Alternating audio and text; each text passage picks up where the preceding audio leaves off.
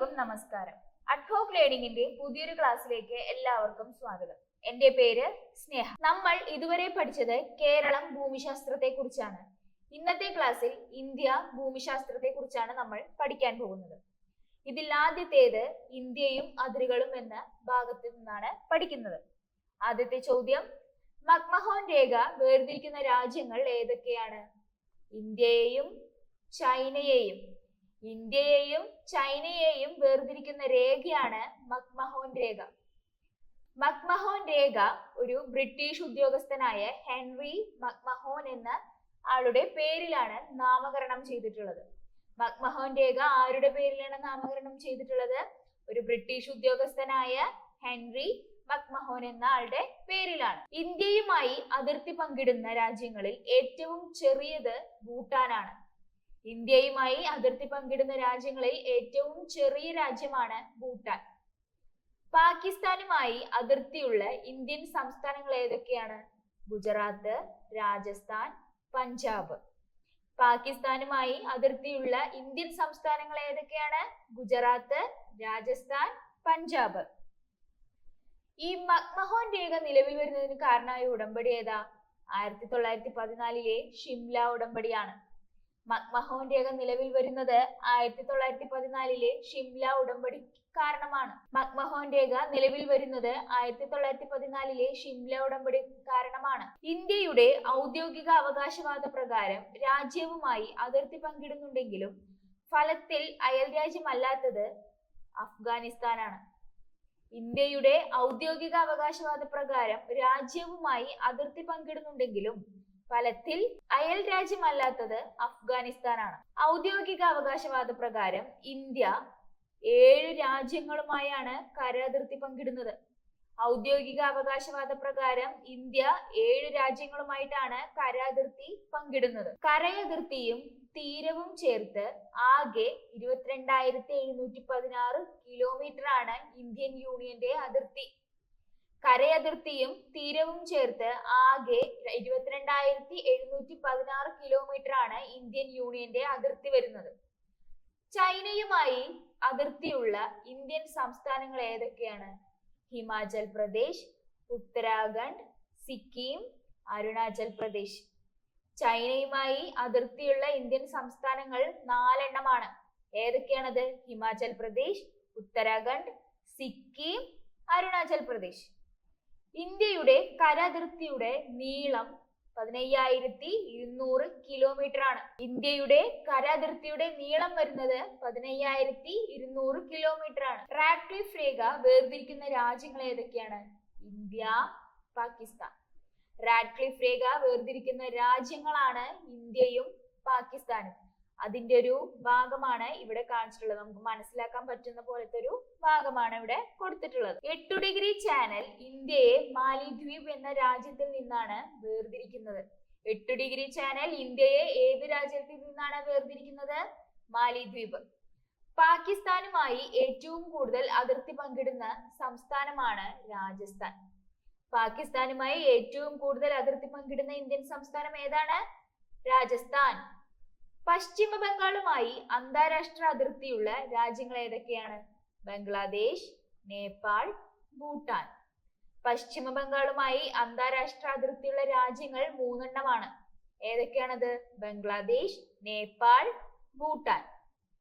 ബംഗ്ലാദേശുമായി അതിർത്തിയുള്ള Indian സംസ്ഥാനങ്ങൾ ഏതൊക്കെയാണ്? അപ്പോ പശ്ചിമ ബംഗാൾ, ആസാം, മേഘാലയ, ത്രിപുര, മിസോറാം. ബംഗ്ലാദേശുമായി അതിർത്തിയുള്ള ഇന്ത്യൻ സംസ്ഥാനങ്ങളാണ് പശ്ചിമ ബംഗാൾ, ആസാം, മേഘാലയ, ത്രിപുര, പിന്നെ മിസോറാം. മിസോറാമുമായി അതിർത്തി പങ്കിടുന്ന അയൽ രാജ്യങ്ങൾ ഏതൊക്കെയാണ്? ബംഗ്ലാദേശും മ്യാൻമറുമാണ്. മിസോറാമുമായി അതിർത്തി പങ്കിടുന്ന അയൽ രാജ്യങ്ങളാണ് ബംഗ്ലാദേശ്, മ്യാൻമർ. മ്യാൻമറുമായി അതിർത്തിയുള്ള ഇന്ത്യൻ സംസ്ഥാനങ്ങൾ ഏതൊക്കെയാണ്? അരുണാചൽ പ്രദേശ്, നാഗാലാൻഡ്, മണിപ്പൂർ, മിസോറാം. മ്യാൻമറുമായി അതിർത്തിയുള്ള ഇന്ത്യൻ സംസ്ഥാനങ്ങളാണ് അരുണാചൽ പ്രദേശ്, നാഗാലാൻഡ്, മണിപ്പൂർ, മിസോറാം. ആസാമുമായി അതിർത്തി പങ്കിടുന്ന അയൽ രാജ്യങ്ങൾ ഏതൊക്കെയാണ്? ബംഗ്ലാദേശ് ആൻഡ് ഭൂട്ടാൻ. ആസാമുമായി അതിർത്തി പങ്കിടുന്ന അയൽ രാജ്യങ്ങളാണ് ബംഗ്ലാദേശും ഭൂട്ടാനും. എങ്കിൽ ഭൂട്ടാനുമായി അതിർത്തിയുള്ള ഇന്ത്യൻ സംസ്ഥാനങ്ങൾ ഏതൊക്കെയാണ്? സിക്കിം, പശ്ചിമ ബംഗാൾ, ആസാം, അരുണാചൽ പ്രദേശ്.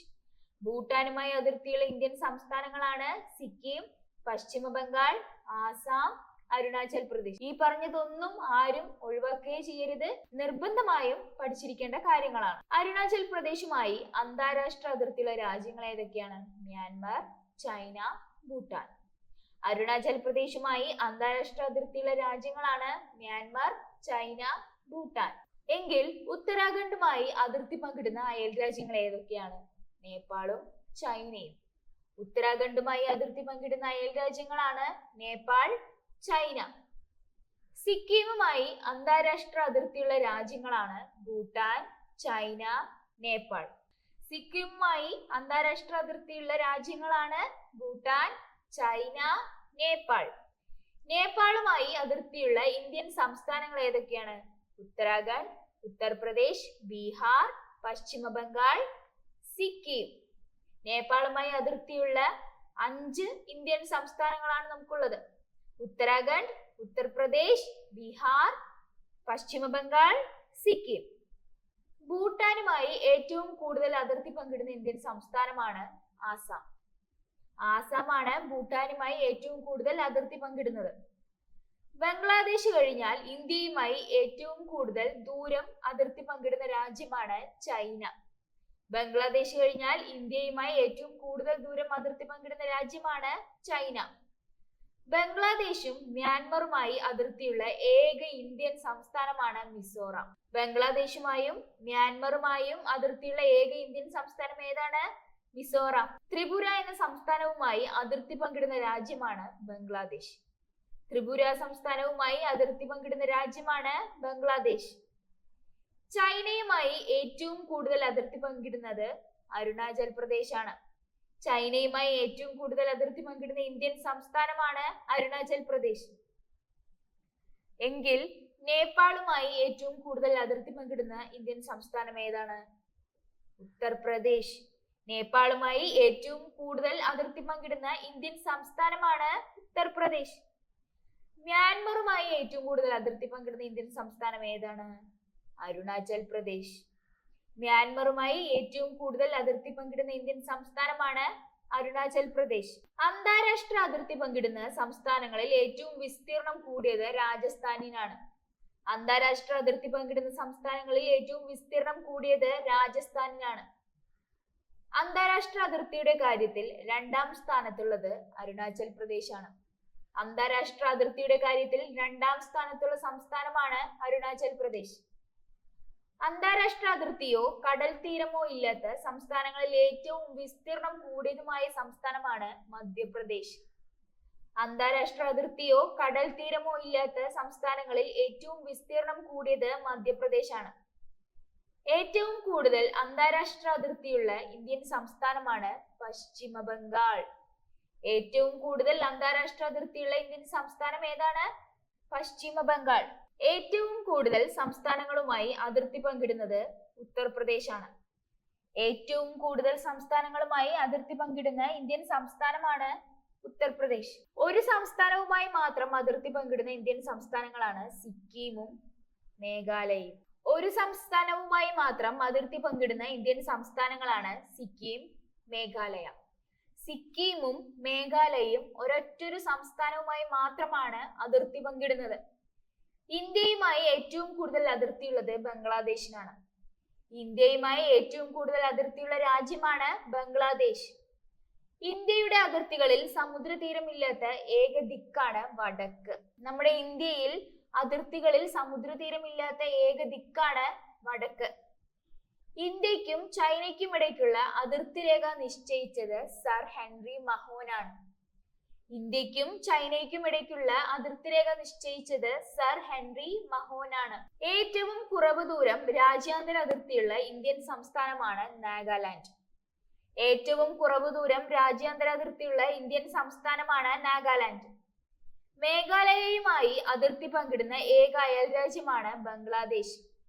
മേഘാലയയുമായി അതിർത്തി പങ്കിടുന്ന ഏക അയൽ രാജ്യമാണ് ബംഗ്ലാദേശ്. 3 അയൽ രാജ്യങ്ങളുമായിട്ടാണ് പശ്ചിമ ബംഗാൾ അതിർത്തി പങ്കിടുന്നത്. എത്ര അയൽ രാജ്യങ്ങളുമായിട്ടാണ് പശ്ചിമ ബംഗാൾ അതിർത്തി പങ്കിടുന്നത്? 3.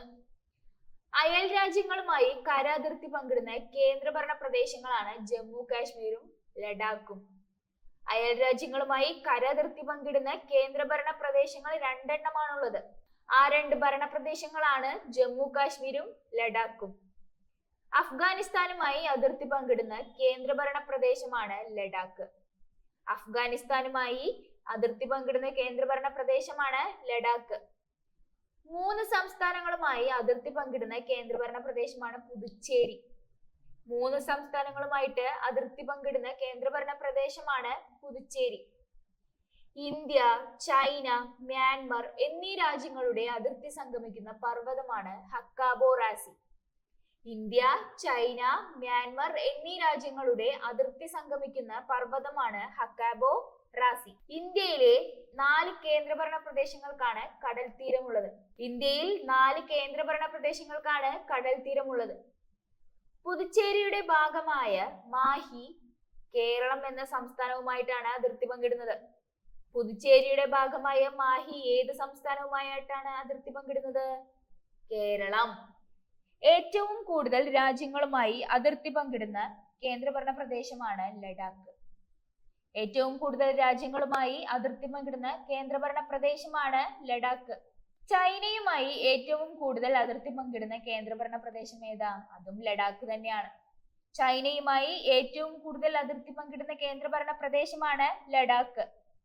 പുതുച്ചേരിയുടെ ഭാഗമായ യാനം ആന്ധ്രാപ്രദേശ് എന്ന സംസ്ഥാനവുമായിട്ടാണ് അതിർത്തി പങ്കിടുന്നത്. പുതുച്ചേരിയുടെ ഭാഗമായ യാനം ഏത് സംസ്ഥാനവുമായിട്ടാണ് അതിർത്തി പങ്കിടുന്നത്? ആന്ധ്രാപ്രദേശ്. പുതുച്ചേരിയുടെ ഭാഗമായ കാരയ്ക്കൽ ഏത് സംസ്ഥാനവുമായിട്ടാണ് അതിർത്തി പങ്കിടുന്നത്? തമിഴ്നാട്. പുതുച്ചേരിയുടെ ഭാഗമായ കാരയ്ക്കൽ തമിഴ്നാടുമായിട്ടാണ് അതിർത്തി പങ്കിടുന്നത്. ആൻഡമാനെയും മ്യാൻമറിനെയും വേർതിരിക്കുന്ന കടലിടുക്കാണ് കൊക്കോ ചാനൽ. ആൻഡമാനെയും മ്യാൻമറിനെയും വേർതിരിക്കുന്ന കടലിടുക്ക് ഏതാണ്? Coco channel. ഇന്ത്യയും ശ്രീലങ്കയെയും വേർതിരിക്കുന്നത് മാന്നാർ കടലിടുക്കാണ്. ഇന്ത്യയെയും ശ്രീലങ്കയെയും വേർതിരിക്കുന്ന കടലിടുക്കാണ് മാന്നാർ കടലിടുക്ക്. 4 ഇന്ത്യൻ സംസ്ഥാനങ്ങൾ ബംഗാൾ ഉൾക്കടലുമായി അതിർത്തി പങ്കിടുന്നു. എത്ര ഇന്ത്യൻ സംസ്ഥാനങ്ങളാണ് ബംഗാൾ ഉൾക്കടലുമായി അതിർത്തി പങ്കിടുന്നത്? 4. അടുത്തത് നമുക്ക് ഇന്ത്യ ഭൂമിശാസ്ത്രപരമായ അടിസ്ഥാന വസ്തുതകളെ കുറിച്ച് പഠിക്കാം. ഇന്ത്യയുടെ വിസ്തീർണം 32,87,263 ചതുരശ്ര കിലോമീറ്റർ ആണ്. ഇന്ത്യയുടെ വിസ്തീർണം എത്ര ചതുരശ്ര കിലോമീറ്റർ ആണ്? 32,87,263 ചതുരശ്ര കിലോമീറ്റർ ആണ്. ഇന്ത്യയുടെ ഏകദേശ രേഖാംശ വ്യാപ്തി വരുന്നത് 30 മിനിറ്റ് ആണ്. ഇന്ത്യയുടെ ഏകദേശ രേഖാംശ വ്യാപ്തിയാണ് 30 മിനിറ്റ്. ഇന്ത്യയുടെ കിഴക്കൻ രേഖാംശം എത്രയാണ്? 97°25'. ഇന്ത്യയുടെ കിഴക്കൻ രേഖാംശം 97°25' ആണ്. എങ്കിൽ പടിഞ്ഞാറൻ രേഖാംശം എത്രയായിരിക്കും? 68°7' കിഴക്ക്. ഇന്ത്യയുടെ പടിഞ്ഞാറൻ രേഖാംശം വരുന്നത് 68°7' കിഴക്കാണ്. ഇന്ത്യയുടെ ഉത്തരാക്ഷാംശം 37°6' ആണ്. ഇന്ത്യയുടെ ഉത്തരാക്ഷാംശം 37°6' ആണ്. എങ്കിൽ ദക്ഷിണാക്ഷാംശം എത്രയാണ്? 6°45'. ഇന്ത്യയുടെ ഉത്തരാക്ഷാംശം വരുന്നത് 37°6' ആണ്. ദക്ഷിണാക്ഷാംശം വരുന്നത് 6°45' ആണ്. ഇന്ത്യൻ ഉപദ്വീപിന്റെ തെക്കേയറ്റമായ കന്യാകുമാരിയുടെ അക്ഷാംശം എത്രയാണ്? 8°4'. ഇന്ത്യൻ ഉപദ്വീപിന്റെ തെക്കേയറ്റമായ കന്യാകുമാരിയുടെ അക്ഷാംശമാണ് 8°4'. ഇന്ത്യയുടെ മധ്യഭാഗത്തുകൂടി കടന്നുപോകുന്ന രേഖാംശ രേഖ 88°30' പൂർവ്വ രേഖാംശമാണ്. ഇന്ത്യയുടെ മധ്യഭാഗത്തുകൂടി കടന്നുപോകുന്ന രേഖാംശ രേഖ ഏതാണ്? 82°30' പൂർവ്വ രേഖാംശം. ഇന്ത്യയുടെ തെക്ക് വടക്ക് നീളം 3214 കിലോമീറ്റർ ആണ്. ഇന്ത്യയുടെ തെക്ക് വടക്ക് നീളം എത്ര കിലോമീറ്റർ ആണ്? 3214 കിലോമീറ്റർ ആണ്. ഇന്ത്യയുടെ കിഴക്ക് പടിഞ്ഞാറ് വീതി 2933 കിലോമീറ്റർ ആണ്. ഇന്ത്യയുടെ കിഴക്ക് പടിഞ്ഞാറ് വീതി എത്ര കിലോമീറ്റർ ആണ്? 2933 കിലോമീറ്റർ ആണ്. വിസ്തീർണാടിസ്ഥാനത്തിൽ ലോകത്ത് ഇന്ത്യയുടെ സ്ഥാനം വരുന്നത് 7ാമതാണ്. വിസ്തീർണാടിസ്ഥാനത്തിൽ ലോകത്ത് ഇന്ത്യയുടെ സ്ഥാനം 7ആണ്. ഇന്ത്യയിൽ കൂടി കടന്നു പോകുന്ന പ്രധാന അക്ഷാംശ രേഖയാണ് ഉത്തരായന രേഖ. ഇന്ത്യയിൽ കൂടി കടന്നു പോകുന്ന പ്രധാന അക്ഷാംശ രേഖയാണ് ഉത്തരായന രേഖ. ഇന്ത്യയിലെ ഏറ്റവും ദൈർഘ്യമേറിയ പകൽ ജൂൺ 21. ഇന്ത്യയിലെ ഏറ്റവും ദൈർഘ്യമേറിയ പകലാണ് ജൂൺ 21. ഇന്ത്യയിൽ വർഷത്തിലെ ഏറ്റവും നീളം കുറഞ്ഞ പകൽ ഡിസംബർ 22, ദക്ഷിണായനാന്തം. ഇന്ത്യയിൽ വർഷത്തിലെ ഏറ്റവും നീളം കുറഞ്ഞ പകൽ വരുന്നത് ഡിസംബർ 22-നാണ്. ലോകത്തിന്റെ കരഭാഗ വിസ്തീർണത്തിന്റെ എത്ര ഭാഗമാണ് ഇന്ത്യ? 1/42.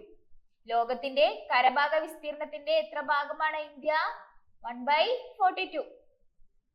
ഭൂഗോളത്തിന്റെ ആകെ വിസ്തീർണത്തിന്റെ 0.57% മാത്രമാണ് ഇന്ത്യ.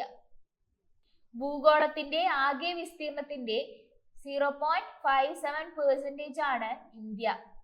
ഭൂഗോളത്തിന്റെ ആകെ വിസ്തീർണത്തിന്റെ എത്ര ശതമാനമാണ് ഇന്ത്യ? 0.57. ലോകത്തിന്റെ കരഭാഗത്തിന്റെ ആകെ വിസ്തീർണം 2.42% മാത്രമാണ് ഇന്ത്യ. ലോകത്തിന്റെ കരഭാഗത്തിന്റെ ആകെ വിസ്തീർണത്തിന്റെ എത്ര ശതമാനമാണ് ഇന്ത്യ എന്ന് ചോദിച്ചാൽ 2.42. ഇന്ത്യയിലെ പ്രധാനപ്പെട്ട ഹേമന്തോത്സവം ദീപാവലിയാണ്. ഇന്ത്യയിലെ പ്രധാനപ്പെട്ട ഹേമന്തോത്സവം ഏതാണ്? ദീപാവലി. വടക്കു കിഴക്കൻ ഇന്ത്യയിൽ ഉത്തരായന രേഖ കടന്നു പോകുന്ന 2 സംസ്ഥാനങ്ങളാണ് ത്രിപുര, മിസോറാം. വടക്കു കിഴക്കൻ ഇന്ത്യയിൽ ഉത്തരായന രേഖ കടന്നു പോകുന്ന 2 സംസ്ഥാനങ്ങളാണുള്ളത്. അവ ത്രിപുര, മിസോറാമാണ്. മൺസൂൺ എന്ന പദത്തിന്റെ ഉപജ്ഞാതാവ് ആരാണ്? അൽമസൂദി. മൺസൂൺ എന്ന പദത്തിന്റെ ഉപജ്ഞാതാവാണ് അൽമസൂദി. അറബി ഭാഷയിൽ നിന്നാണ് മൺസൂൺ എന്ന വാക്ക് എടുത്തത്.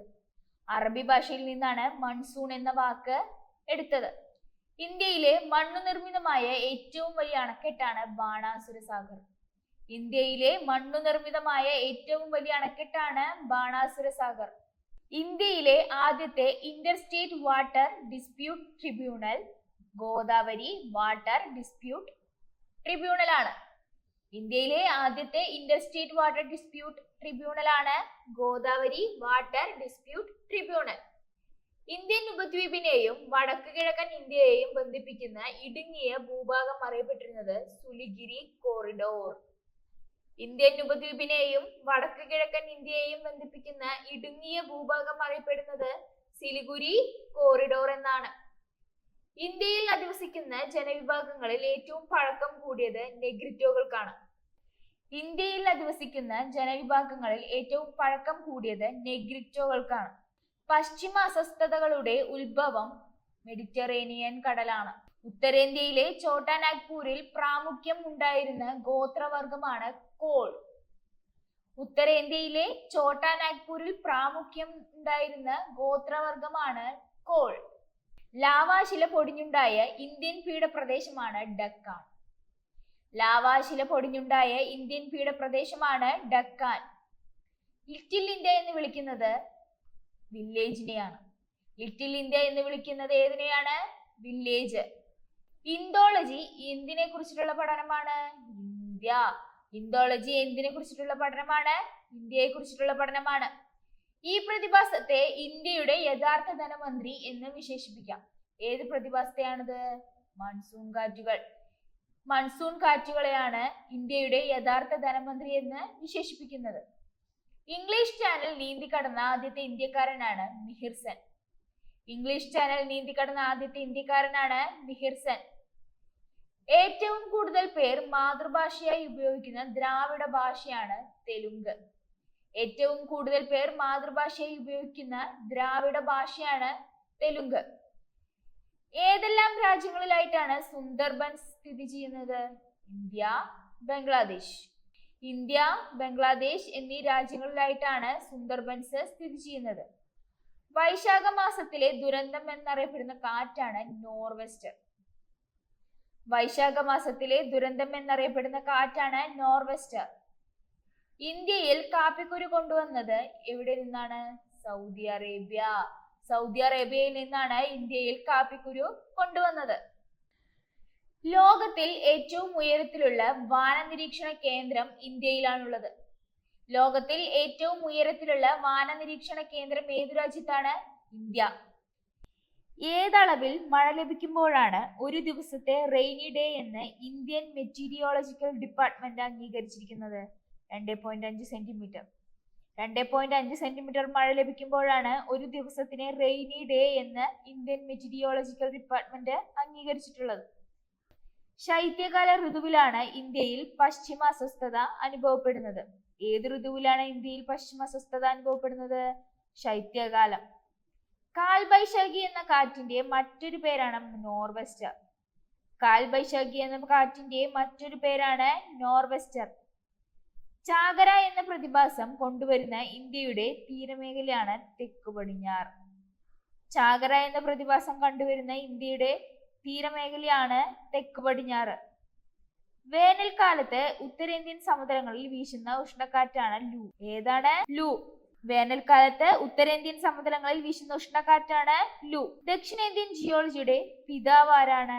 Robert Bruce Foote. ദക്ഷിണേന്ത്യൻ ജിയോളജിയുടെ പിതാവാണ് റോബർട്ട് ബ്രൂസ് ഫൂട്ടെ. ഇന്ത്യയുടെ കിഴക്ക് ഭാഗത്താണ് ഛോട്ടാ നാഗ്പൂർ പീഠഭൂമി സ്ഥിതി ചെയ്യുന്നത്. ഇന്ത്യയുടെ ഏത് ഭാഗത്താണ് ഛോട്ടാ നാഗ്പൂർ പീഠഭൂമി? കിഴക്ക്.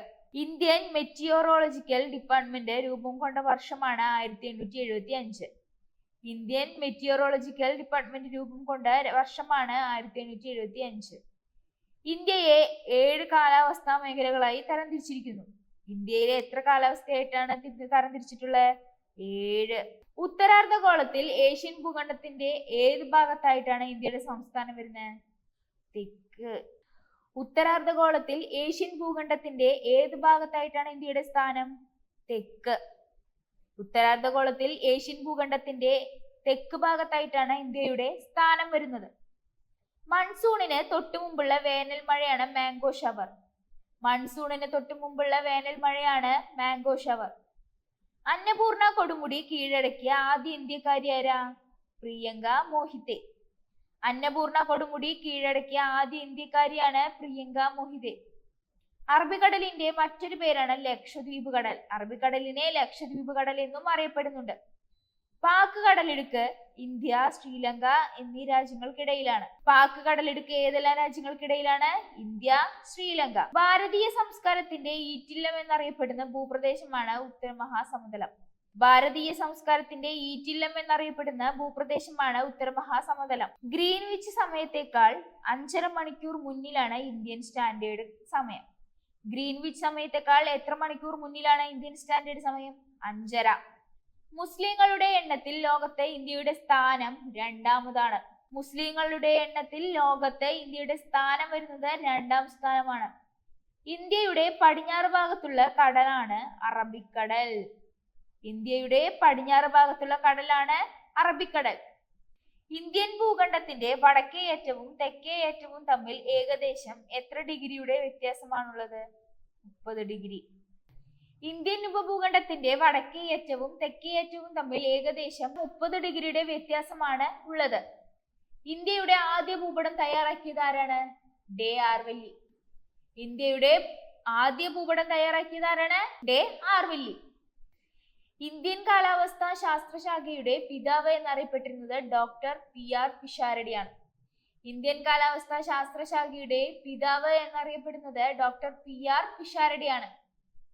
ഇന്ത്യയിൽ ഭൂപടങ്ങൾ തയ്യാറാക്കുന്ന ഏജൻസി സർവേ ഓഫ് ഇന്ത്യ ആണ്. ഇന്ത്യയിൽ ഭൂപടങ്ങൾ തയ്യാറാക്കുന്ന ഏജൻസിയാണ് സർവേ ഓഫ് ഇന്ത്യ. ഏറ്റവും നീളം കൂടിയ ഉപദ്വീപ് ഏതാണ്? തെക്ക് ഇന്ത്യ. ഏറ്റവും ഉയരം കൂടിയ ഉപദ്വീപാണ് തെക്കേ ഇന്ത്യ. ഏത് രീതിയിലുള്ള ഭൂരൂപമാണ് ഇന്ത്യയിൽ ഏറ്റവും കൂടുതലുള്ളത്? സമതലങ്ങൾ. ഏത് രീതിയിലുള്ള ഭൂരൂപമാണ് ഇന്ത്യയിൽ ഏറ്റവും കൂടുതലുള്ളത്? സമതലങ്ങൾ. ഇന്തോ ആര്യന്മാർ മുഖ്യമായും അധിവസിക്കുന്നത് വടക്ക് മധ്യഭാഗങ്ങളിൽ. ഇന്ത്യയുടെ ഏത് ഭാഗത്താണ് ഇന്ത്യ ആര്യന്മാർ മുഖ്യമായും അധിവസിക്കുന്നത്? വടക്ക് മധ്യഭാഗങ്ങളിൽ. ആദാമിന്റെ പാലം അതായത് ആദംസ് ബ്രിഡ്ജ് ഏതൊക്കെ രാജ്യങ്ങൾക്കിടയിലാണ് ഉള്ളത്? ഇന്ത്യക്കും ശ്രീലങ്കയ്ക്കും. ആദാമിന്റെ പാലം ഏതൊക്കെ രാജ്യങ്ങൾക്കിടയിലാണ്? ഇന്ത്യക്കും ശ്രീലങ്കയ്ക്കും. അമിനിഡിവി ദ്വീപുകളെയും കാനനൂർ ദ്വീപുകളെയും വേർതിരിക്കുന്നത് 11 ഡിഗ്രി ചാനലാണ്. അമിനിഡിവി ദ്വീപുകളെയും കാനനൂർ ദ്വീപുകളെയും വേർതിരിക്കുന്ന ചാനലാണ് 11 degree channel. Indian standard Meridian 82.5 കിഴക്ക് എത്ര സംസ്ഥാനങ്ങളിലൂടെയാണ് കടന്നു പോകുന്നത്? 5. ഇന്ത്യൻ സ്റ്റാൻഡേർഡ് മെറിഡിയൻ എത്ര സംസ്ഥാനങ്ങളിലൂടെയാണ് കടന്നു പോകുന്നത്? 5 സംസ്ഥാനങ്ങൾ. ഇന്ത്യൻ സ്റ്റാൻഡേർഡ് മെറിഡിയൻ കടന്നു പോകുന്ന സംസ്ഥാനങ്ങളാണ് Uttar Pradesh, Madhya Pradesh, Chhattisgarh, Odisha, Andhra Pradesh. Indian standard meridian കടന്നു പോകുന്ന സംസ്ഥാനങ്ങളാണ് ഉത്തർപ്രദേശ്, മധ്യപ്രദേശ്, ഛത്തീസ്ഗഡ്, ഒഡീഷ, ആന്ധ്രാപ്രദേശ്. ഇന്ത്യയിൽ ശരത്കാലം അനുഭവപ്പെടുന്നത് സെപ്റ്റംബർ മുതൽ ഒക്ടോബർ മാസം വരെയാണ്. ഇന്ത്യയിൽ ശരത്കാലം അനുഭവപ്പെടുന്നത് സെപ്റ്റംബർ മുതൽ ഒക്ടോബർ വരെയാണ്. ഇന്ത്യയിൽ സഞ്ചാരികളുടെ സുവർണ ത്രികോണം എന്നറിയപ്പെടുന്നത് ഡൽഹി, ജയ്പൂർ, ആഗ്ര. വടക്കു കിഴക്കൻ ഇന്ത്യയുടെ വിസ്തീർണം സിക്കിം ഉൾപ്പെടെ എത്ര കിലോമീറ്റർ ആണ്? എത്ര ചതുരശ്ര കിലോമീറ്റർ ആണ്? 2,62,179 ചതുരശ്ര കിലോമീറ്റർ ആണ്. വടക്കു കിഴക്കൻ ഇന്ത്യയുടെ വിസ്തീർണം സിക്കിം ഉൾപ്പെടെ 2,62,179 ചതുരശ്ര കിലോമീറ്റർ ആണ്. ഇന്ത്യയിലെ ഏറ്റവും ആദ്യമായി അധിവസിച്ച വംശീയ വിഭാഗമാണ് നെഗ്രിറ്റോ. ഇന്ത്യയിലെ ഏറ്റവും ആദ്യമായി അധിവസിച്ച വംശീയ വിഭാഗമാണ് നെഗ്രിറ്റോ. ഇന്ത്യയുടെ ഏത് ഭാഗത്താണ് ദ്രവീഡിയൻ ജനത അധിവസിക്കുന്നത്? തെക്കേ ഇന്ത്യ. ഇന്ത്യയുടെ ഏത് ഭാഗത്താണ് ദ്രവീഡിയൻ ജനത അധിവസിക്കുന്നത് എന്ന് ചോദിച്ചാൽ തെക്കേ ഇന്ത്യയാണ് ഉത്തരം. ഇന്ത്യയുടെ ഏത് ഭാഗത്താണ് മംഗളോയിഡ് വിഭാഗക്കാർ കൂടുതലായി അധിവസിക്കുന്നത്? വടക്കു കിഴക്കൻ ഇന്ത്യയിലും ലഡാക്കിലും. ഇന്ത്യയുടെ ഏത് ഭാഗത്താണ് മംഗളോയിഡ് വിഭാഗക്കാർ കൂടുതലായി അധിവസിക്കുന്നത്? വടക്കു കിഴക്കൻ ഇന്ത്യയിലും ലഡാക്കിലും. എവറസ്റ്റ് കീഴടക്കിയ ആദ്യത്തെ ദക്ഷിണേന്ത്യക്കാരനാണ് PN ഗണേഷ്. എവറസ്റ്റ് കീഴടക്കിയ ആദ്യത്തെ ദക്ഷിണേന്ത്യക്കാരനാണ് PN ഗണേഷ്. വടക്കു കിഴക്കൻ മൺസൂൺ കാലത്ത് കൂടുതൽ മഴ ലഭിക്കുന്ന ഇന്ത്യയിലെ ഭൂപ്രകൃതി വിഭാഗമാണ് കിഴക്കൻ തീരസമതലം. വടക്കു കിഴക്കൻ മൺസൂൺ കാലത്ത് കൂടുതൽ മഴ ലഭിക്കുന്ന ഇന്ത്യയിലെ ഭൂപ്രകൃതി വിഭാഗമാണ് കിഴക്കൻ തീരസമതലം. അടുത്തത് നമുക്ക് കുറച്ച് മണ്ണിനങ്ങളെ കുറിച്ച് പഠിക്കാം. ഇന്ത്യയിലെ മണ്ണിനങ്ങളെ കുറിച്ച് പഠിക്കാം. ഫലഭൂയിഷ്ഠതയും ഈർപ്പവും ഏറ്റവും കൂടുതൽ നിലനിർത്താൻ കഴിവുള്ള മണ്ണുമാണ് കറുത്ത മണ്ണ്. ഫലഭൂയിഷ്ഠതയും ഈർപ്പവും ഏറ്റവും കൂടുതൽ നിലനിർത്താനുള്ള കഴിവുമുള്ള മണ്ണാണ് കറുത്ത മണ്ണ്. ബാസാൾട്ട് ശിലകൾക്ക് അവക്ഷയം സംഭവിച്ച് ഉണ്ടാകുന്ന മണ്ണാണ് കരിമണ്ണ്. ബാസാൾട്ട് ശിലകൾക്ക് അപക്ഷയം സംഭവിച്ച് ഉണ്ടാകുന്ന മണ്ണാണ് കരിമണ്ണ്. മൺസൂൺ മഴയും ഇടവിട്ടുള്ള വേനൽക്കാലവും അനുഭവപ്പെടുന്ന സ്ഥലങ്ങളിൽ രൂപം കൊള്ളുന്ന മണ്ണിനമാണ് ലാറ്ററൈറ്റ്. മൺസൂൺ മഴയും ഇടവിട്ടുള്ള വേനൽക്കാലവും അനുഭവപ്പെടുന്ന സ്ഥലങ്ങളിൽ രൂപം കൊള്ളുന്ന മണ്ണിനമാണ് ലാറ്ററൈറ്റ്. റീഗർ സോയിൽ എന്നറിയപ്പെടുന്നത് ബ്ലാക്ക് സോയിൽ ആണ്, കറുത്ത മണ്ണ്. റീഗർ സോയിൽ എന്നറിയപ്പെടുന്നത് കറുത്ത മണ്ണിനെയാണ്. നിബിഡ വനങ്ങളുടെ വളർച്ചയ്ക്ക് സഹായകമായ മണ്ണാണ് പർവ്വത മണ്ണ്. നിബിഡ വനങ്ങൾക്ക് വളർച്ചയ്ക്ക് സഹായകമായ മണ്ണാണ് പർവ്വത മണ്ണ്. പരുത്തി കൃഷിക്ക് അനുയോജ്യമായ കറുത്ത മണ്ണ് റിഗർ എന്ന പേരിലാണ് അറിയപ്പെടുന്നത്. പരുത്തി കൃഷിക്ക് അനുയോജ്യമായ കറുത്ത മണ്ണ് ഏതു പേരിലും അറിയപ്പെടുന്നു? റിഗർ. മണ്ണിന്റെ ഫലഭൂയിഷ്ഠത നിലനിർത്താൻ വിളകൾ മാറി മാറി കൃഷി ചെയ്യുന്ന രീതി ക്രോപ്പ് റൊട്ടേഷൻ എന്നാണ്. മണ്ണിന്റെ ഫലഭൂയിഷ്ഠത നിലനിർത്താൻ വിളകൾ മാറി മാറി കൃഷി ചെയ്യുന്ന രീതിയാണ് ക്രോപ്പ് റൊട്ടേഷൻ. ഇന്ത്യയിൽ റിഗർ മണ്ണ് കൂടുതലായി കാണപ്പെടുന്ന മേഖലയാണ് ഡെക്കാൻ പീഠഭൂമി. ഇന്ത്യയിലെ ഏറ്റവും ഉൽപാദനക്ഷമത കൂടിയ മണ്ണിനമാണ് എക്കൽ മണ്ണ്. ഇന്ത്യയിൽ റിഗർ മണ്ണ് കൂടുതലായി കാണപ്പെടുന്ന മേഖലയാണ് ഡെക്കാൻ പീഠഭൂമി. ഇന്ത്യയിൽ ഏറ്റവും ഉൽപാദനക്ഷമത കൂടിയ മണ്ണിനം ഏതാണ്? എക്കൽ മണ്ണ്. ഇരുമ്പിന്റെ അംശം ഏറ്റവും കൂടുതൽ കാണുന്ന മണ്ണിനമാണ് ചെമ്മണ്ണ്. ഉത്തരപർവ്വത മേഖലയിൽ പൊതുവെ കാണപ്പെടുന്നത് പർവ്വത മണ്ണിനെയാണ്. ഉത്തരപർവ്വത മേഖലയിൽ പൊതുവെ കാണപ്പെടുന്ന മണ്ണാണ് പർവ്വത മണ്ണ്. മറ്റു കൃഷികൾക്ക് പൊതുവെ അനുയോജ്യമല്ലാത്ത ലാറ്ററൈറ്റ് മണ്ണ് നാണ്യവിളയായ റബ്ബറിന് അനുയോജ്യമായിട്ടാണ് ഉള്ളത്. മറ്റു കൃഷിക്ക് പൊതുവെ അനുയോജ്യമില്ലാത്ത ലാറ്ററൈറ്റ് മണ്ണ് ഏറെ അനുയോജ്യമായ നാണ്യവിളയാണ് റബ്ബർ.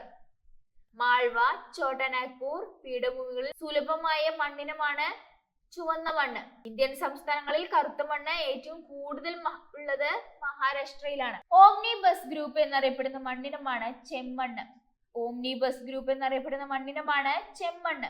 ലാവാശിലകളുടെ ശിഥിലീകരണത്തിന്റെ ഫലമായി രൂപം കൊള്ളുന്ന മണ്ണാണ് ബ്ലാക്ക് സോയിൽ. ലാവാശിലകളുടെ ശിഥിലീകരണത്തിന്റെ ഫലമായി രൂപം കൊള്ളാവുന്ന മണ്ണാണ് ബ്ലാക്ക് സോയിൽ. എക്കൽ മണ്ണ് പൊതുവെ കാണപ്പെടുന്ന നിറമാണ് ചാരനിറം. എക്കൽ മണ്ണിന്റെ പൊതുവെ കാണപ്പെടുന്ന നിറമാണ് ചാരനിറം.